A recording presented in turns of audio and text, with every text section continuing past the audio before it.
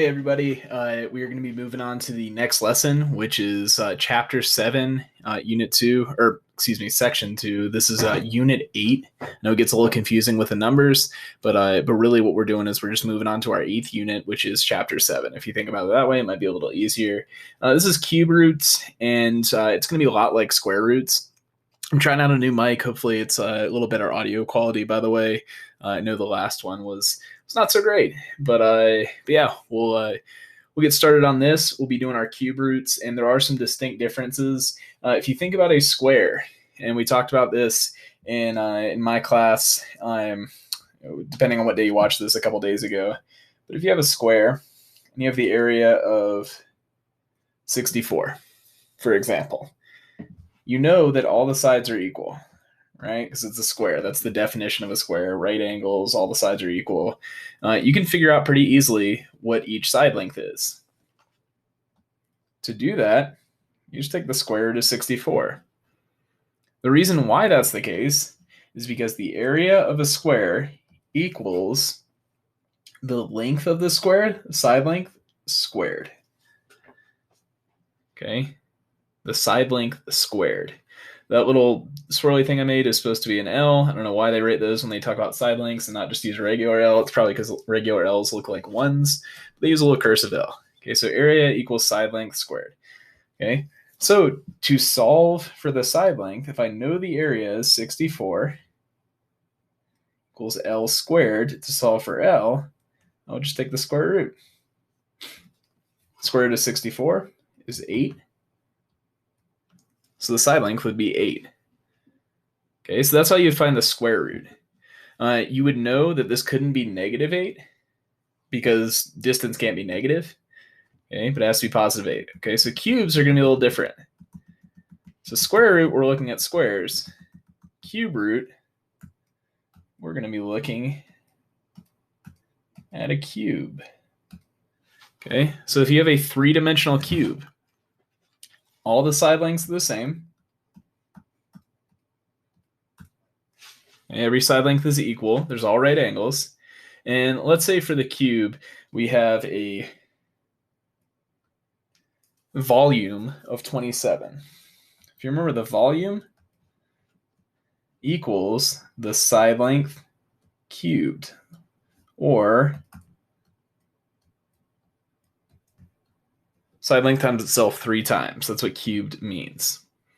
Okay, so in order to solve for the side length, what we'd have to do is not just take the square root, we'd have to take the cube root. Cube root symbol is just a square root symbol with a little 3 on top.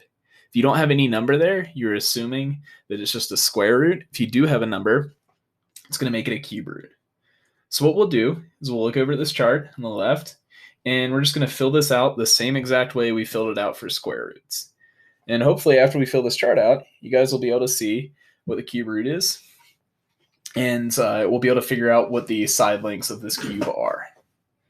Okay, so the first one,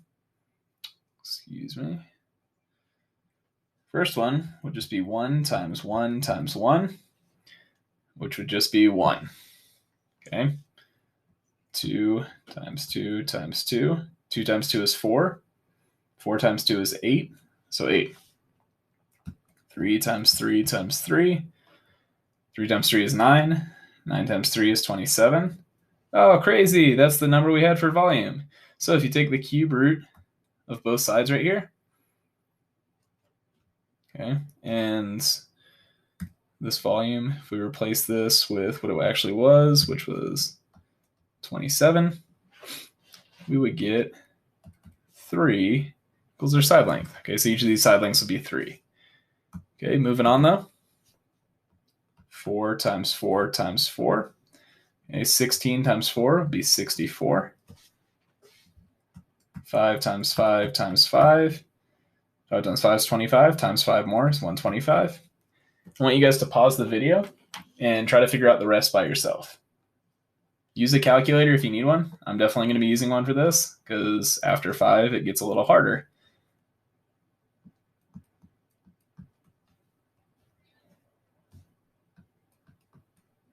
Okay, so you're filling these out. Hopefully you guys have already done this with your calculator. Obviously, the numbers are getting a lot higher here.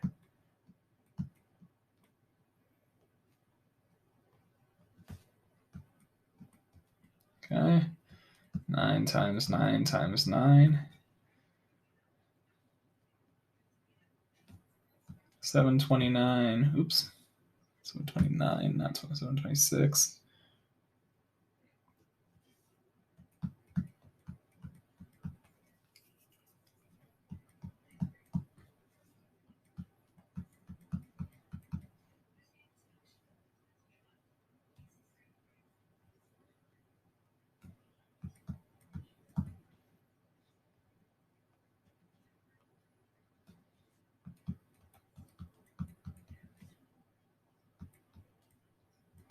All right, so now you guys have a perfect square chart and a perfect cube chart. This chart's gonna be really helpful for you guys just to kind of see what's going on and have a list of these. You'll be able to use this on any test or quiz you have.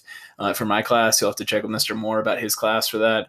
But you guys will be able to use these for any test or quiz you have, just to have these charts out. I am going to ask you guys in my class to memorize these up to 12, at least the square roots, not necessarily the cube roots. The cube roots are good to memorize up to about 5. Okay, so 125. I don't really know any past that, but up till there, it's helpful. All right, so we're going to go ahead and get some definitions the same way we did square roots. Your square root notes probably look really similar to this. And that's because these are really similar topics. There is some key differences, though. Cube root is not going to be like a square root in the fact that we're multiplying a number by itself twice, or excuse me, 3 times to get the given number. Okay, so it's going to be a number that when multiplied by itself,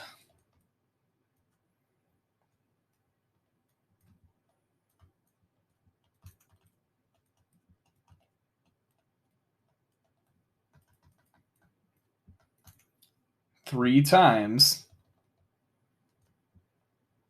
equals the given number.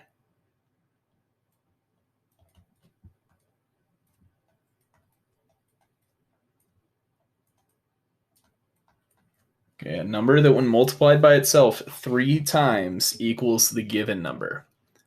So some examples of this. If I gave you 27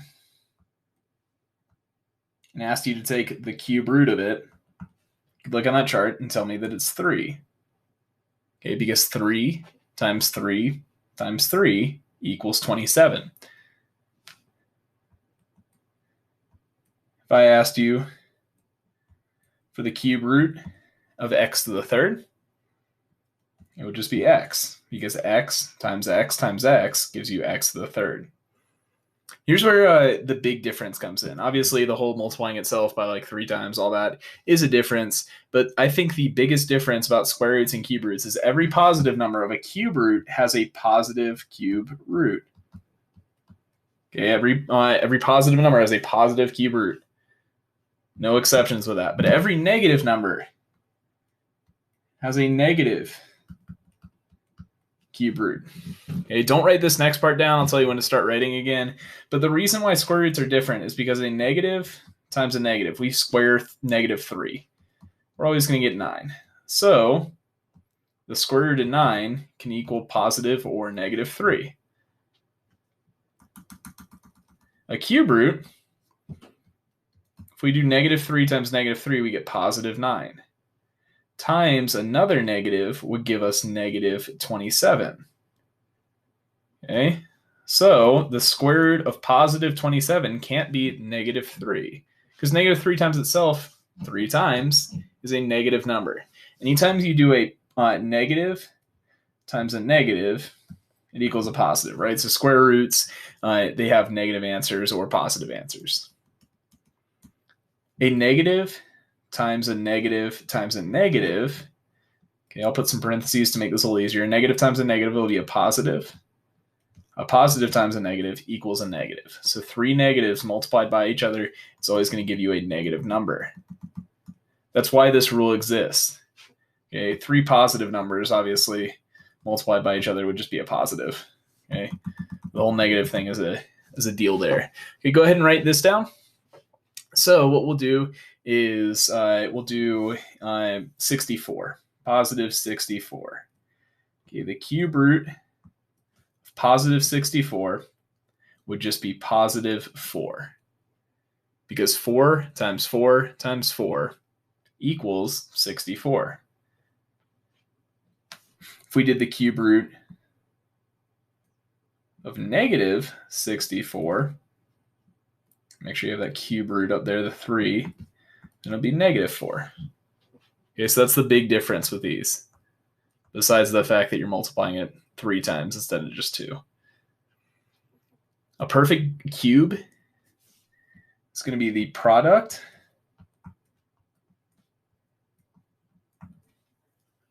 of a rational number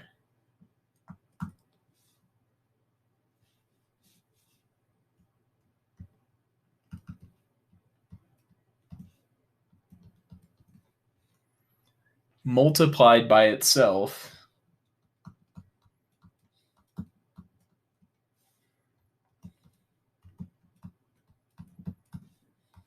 three times. Okay, you have a list of perfect cubes on the front of your page. We'll give an example. 1 times 1 times 1 would equal 1. 1 is a perfect cube.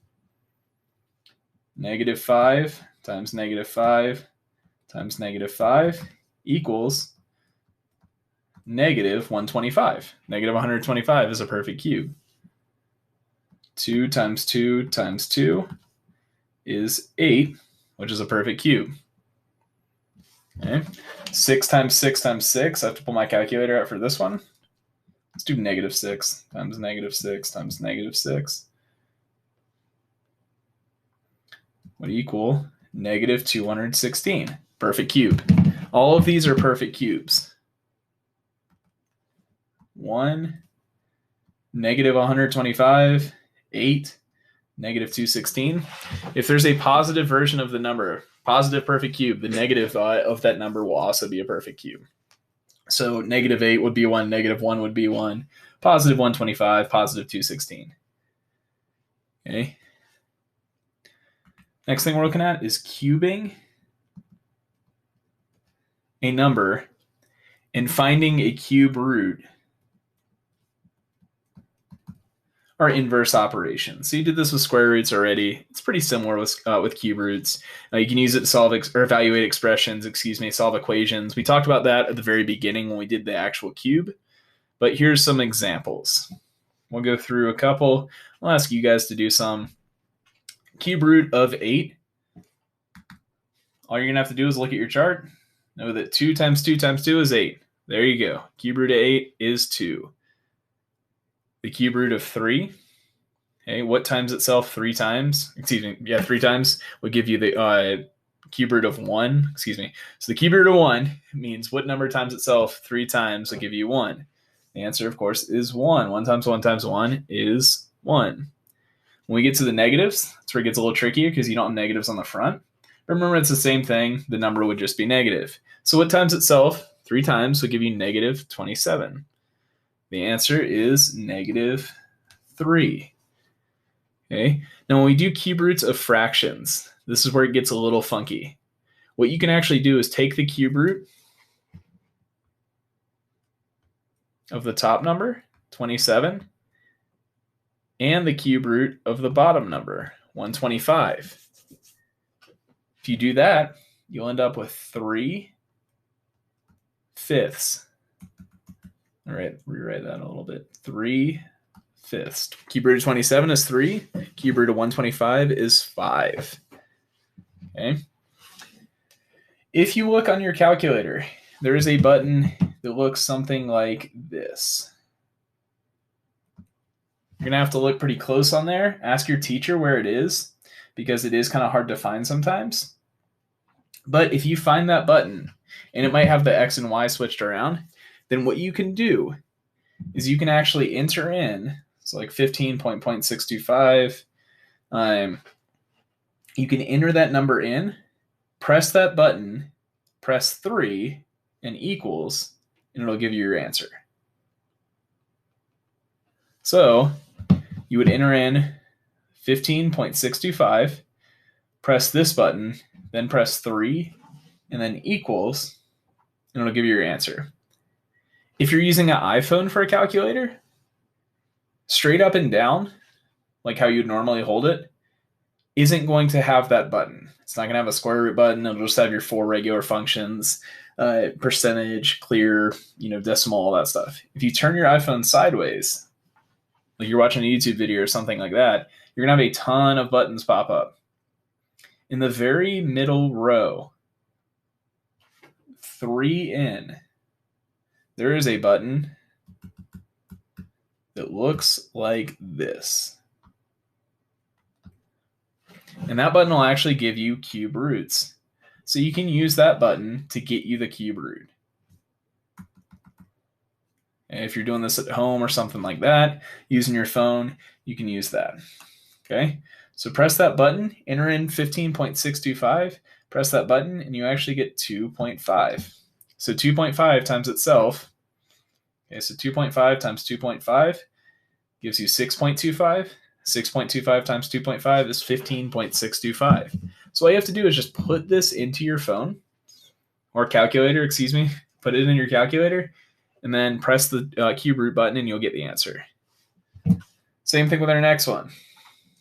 Negative 226.981. When you're putting this in your calculator, type the number in as a positive. And then there's a button that looks like a plus / minus. Something like that. It might look a little different. It might just have a negative sign. Some of the graphing calculators will have a negative sign in parentheses like that. Same thing. It'll turn the number from positive to negative. Once you put the number in as negative, press your cube root button or press your X button, press 3, and then enter. Okay, if you have your cube root button, you can just press that. But once I put that in, I get negative 6.1. It's my cube root. Don't try to do these in your head. There's no trick. There's no method for doing it that I know of besides guess and check. But there's really no practical reason why you would ever want to do these in your head, unless it's one of the ones that I talked about up to 125. Okay, so 1, 8, 27, 64, 125. Those are pretty easy to memorize and remember, but the rest of them, don't worry about it. Like if you get something like example F, just put it in a calculator. I don't even know the pencil paper way to do it, honestly. There might be one, there probably is, but it doesn't really matter. All right, moving down to the last 3 examples. These last 3 examples, we have a couple expressions with cube roots. There's not just a cube root, there's something else there as well. Okay, so for example, this one, what it actually means is 2 times the cube root of negative 216 minus 3. We talked in class a little bit about parentheses, exponent, multiplication, division, addition, subtraction, or PEMDAS, okay, and why PEMDAS works. Remember, PEMDAS works because you take care of each term first. A term is anything separated by addition or subtraction. So this would be one term. This would be the other, 3. So let's simplify this term first. 2 times the cube root, of negative 216. Okay, if we're simplifying that, we're not taking the cube root of 2. The cube root's not affecting the 2 at all. So we can't multiply negative 216 by 2 first. We have to take care of the cube root first. So if I put 216 in my calculator, press the negative button, then press the cube root button, I get negative 6. So 2 times negative 6 minus 3. 2 times negative 6 would just be negative 12 minus 3. Negative 12 minus 3 is negative 15. Okay, so 2 times the cube root of negative 216 minus 3 is just negative 15. All right, next one, 125. The cube root of that cubed plus 21. Okay, so if you're kind of like keen-eyed on this, you realize you're taking the cube root and you're cubing it. Those are inverse operations. Those will cancel each other out. To prove that, let's do it. 125, the cube root of it is 5. Then I'm cubing that, plus 21. 5 cubed is 125, plus 21. 125 plus 21 is 146. So again, you don't have to do this step right here. You could just realize that cubing something and taking the cube root are inverse and cross those out and do 125 plus 21. Just wanted to show you why that works. Okay, so our answer for this one, 146. Last one, pause the video and try it yourself. Okie dokie. Now that you've tried it yourself, let's do it together. And I'll kind of show you. Really just watch me do it because we're not going to really do it together. But watch me do it and let me or Mr. Moore know if you guys have any questions on these. So what we have is 18 minus 4 times the cube root of 8. I'd like to put that little multiplication sign there just to make it a little separated so I know which one to do first. Remember, with our order of operations, we're simplifying each term first. This term is already as simple as it gets. 18 can't be simplified anymore. It's just a number. Over here, we can simplify this. Okay. The first thing we have to do is take the cube root of 8. You can't multiply 4 by 8, then take the cube root, because the 4 is not under the cube root sign. Okay, so we're going to take the cube root of 8 first. Cube root of 8 from your chart on the front, you would know is 2. Okay. Again, 18 is as simple as it gets. 4 times 2 is something we can simplify to 8. 18 minus 8 is 10. Please let me or Mr. Moore know if you guys have any questions on these. Square roots are definitely going to be the more common thing you see, although you will see cube roots a lot when you start getting into three-dimensional shapes in geometry. Square roots is something we'll be using pretty frequently from now on, though. Both the concepts are relatively connected, so make sure you guys are understanding these. Do some practice with them, do your work, and please, please, please let us know if you guys have any questions or want to do any extra help with this. Have a good one, and I will talk to you guys soon.